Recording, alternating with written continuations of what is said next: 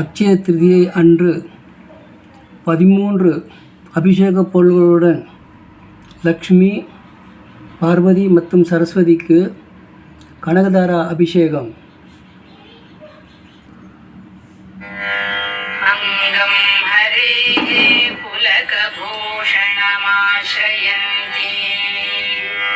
பிருங்காங்கனேவ முகுலாபரணம் தமாலம் அங்கீகிருதாகில விபூதிரபாங்கலீலா மாங்கல்யதாஸ்து மம மங்கள தேவதாயாः முக்தா முहुर्विदधति वदने मुरारेः प्रेमत्रपा प्रणिहितानि गतागतानि मालादृशार्मधुकरीव महोत्पलेया सा मे श्रियं दिशतु सागरसम्भवायाः आमीलिताक्षम् अधिगम्य मुदा मुकुन्दम् आनन्दकन्दमनिमेषम् अनङ्गतन्त्रम् आकेकरस्थितकनीनिकपक्ष्वनेत्रम्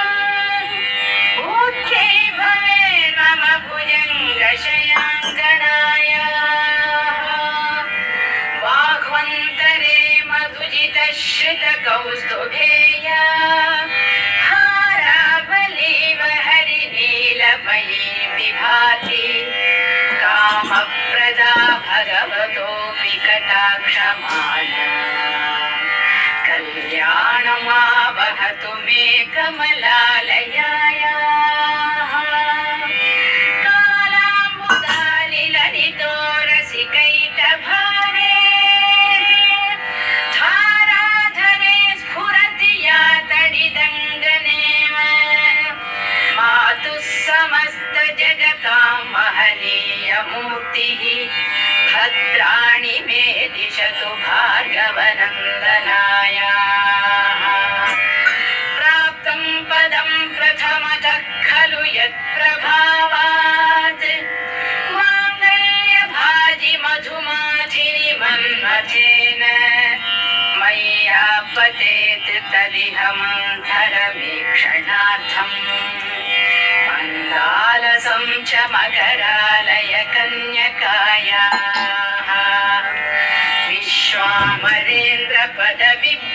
विश्वामरेन्द्रपदविभ्रमदानदक्षम् आनन्दहेतुरधिकं मुरविद्विषोऽपि ईशं निषीदतु मयि क्षणमीक्षणार्थम्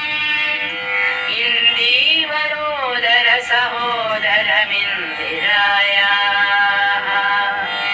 इष्टाविशिष्टमतयोऽपि ययातयात्रदृष्ट्या त्रिविष्टपपदं सुलभं लभन्ते दृष्टिः प्रहृष्टकमलोदर दीप्तिरिष्टाम् पुष्टिं कृषिष्ट मम पुष्करविष्टरायाः नद्याद्दयानुपवनो द्रविणाम्बुधाराम् अस्मिन् न किञ्चन विहङ्गशिशौ विषण्णे दद्याद्दयानुपवनो द्रविणाम्बुधाराम् अस्मिन् न किञ्चन विहङ्गशिशौ विषण्णे दुष्कर्म घर्ममपनीय चिरा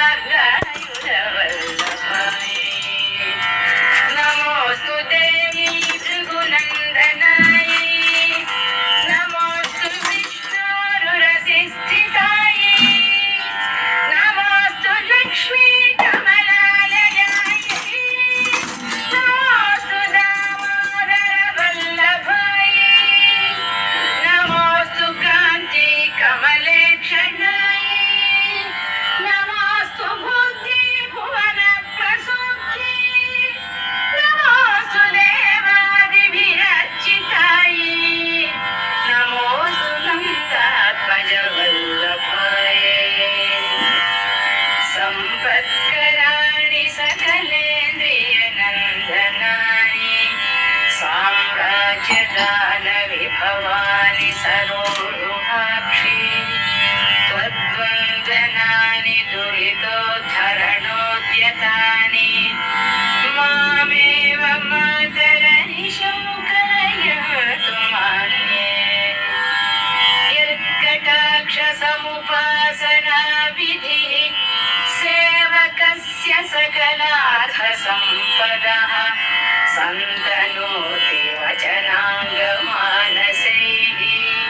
त्वां मुरारिहृदयेश्वरीं भजे सरसिजनिलये सरोजहस्ते धवलतमां शुकगन्धमाल्यशोभे भगवति हरिवल्लभे मनोज्ञे त्रिभुवनभूतिकरि प्रसीद मह्यं भगवति हरिवल्लभे मनोज्ञे त्रिभुवनभूतिकरि प्रसीद मह्यम् दिग्हस्तिभिः कनककुम्भमुखावसृष्टस्वर्वाहिनी विमलचारुजलप्लुताङ्गी प्रातर्नमामि जगतां जननीम् अशेषलोकाधिनाथगृहिणीम् अमृताब्धिपुत्रीम् कमले कमलाक्षवल्लभे त्वं करुणापूरतरङ्गितैरपाङ्गैः अवलोकय माम् अकिञ्चनानां प्रथमं पात्रम् अकृत्रिमं दयायाः स्तुवन्ति ये स्तुतिविरमोभिरल्वधूं त्रयीमयीं त्रिभुवनमातरं रमाम् गुणाधिक गुरुधर भाग्यभागिनः भवन्ति ते भुवि बुधभाविताशयाः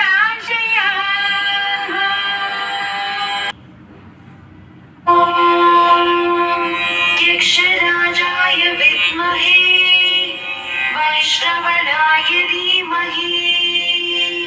तन्नो कुबेर प्रचोदयात्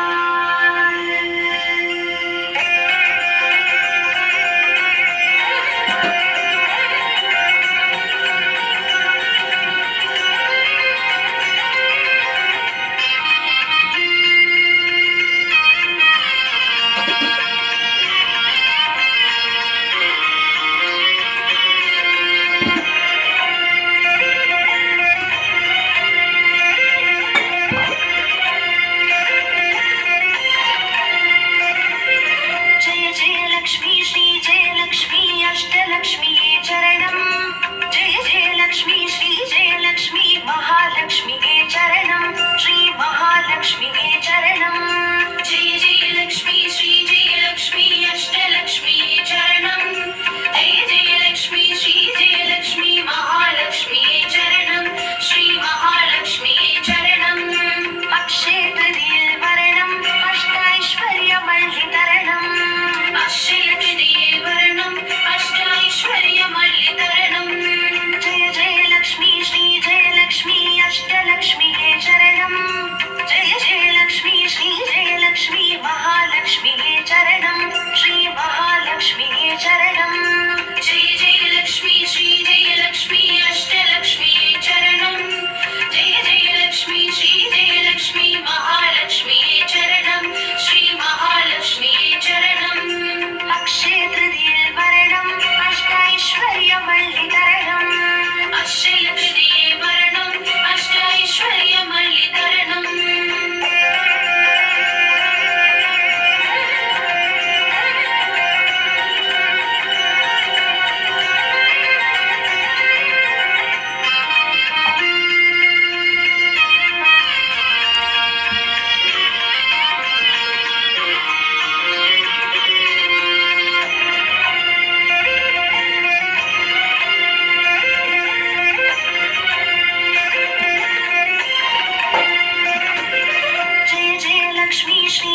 लक्ष्मी स्वर्णलक्ष्मी चरणं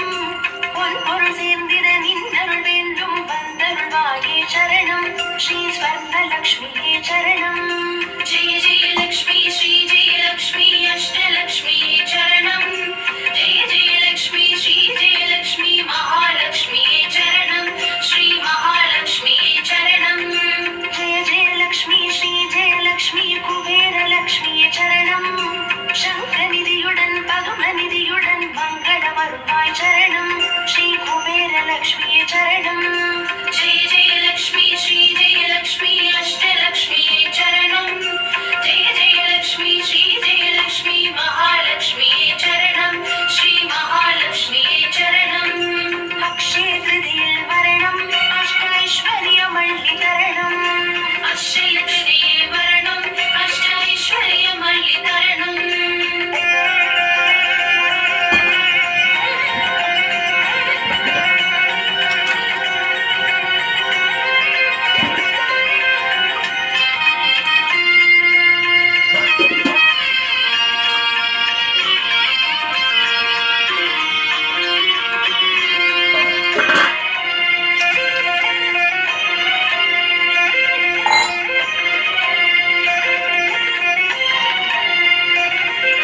जय जय लक्ष्मी श्री जय लक्ष्मी दीपलक्ष्मी चरणम् दीपज्योतिगाय दिगंतरुणु पद्मनाभन् मनोहरि चरणम् श्री दीपलक्ष्मी चरणम् जय जय लक्ष्मी श्री जय लक्ष्मी अष्टलक्ष्मी चरणम् जय जय लक्ष्मी श्री जय लक्ष्मी महालक्ष्मी चरणम् श्री महालक्ष्मी चरणम् जय जय लक्ष्मी श्री जय लक्ष्मी आदिलक्ष्मी चरणम् आदियुमन्दमु आदिपतिनाथ सेल्ववरुळ्वाय चरणम् श्री आदिलक्ष्मी चरणम् जय जय लक्ष्मी श्री जय लक्ष्मी अष्टलक्ष्मी चरणम् जय जय लक्ष्मी श्री जय लक्ष्मी महालक्ष्मी चरणम् श्री महालक्ष्मी चरणम् अक्षय तृतीये वरणम् अष्टैश्वर्यमल्लितरणम् अक्षय तृतीये वरणम् अष्टैश्वर्यमल्लितरणम्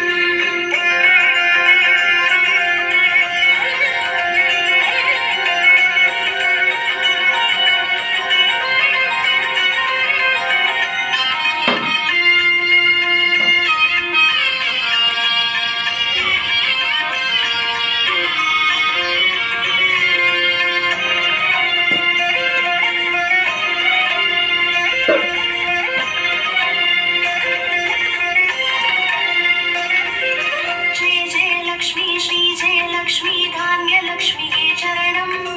धान्यं पेरुगिड धरणी सेळित्तिड दये पुरिवागे चरणम् श्री धान्यलक्ष्मी चरणम् जय जय लक्ष्मी श्री जय लक्ष्मी अष्टलक्ष्मी चरणम् जय जय लक्ष्मी श्री जय लक्ष्मी महालक्ष्मी चरणम् श्री महालक्ष्मी चरणम् जय जय लक्ष्मी श्री जय लक्ष्मी विद्यालक्ष्मी चरणम् कल्वियुम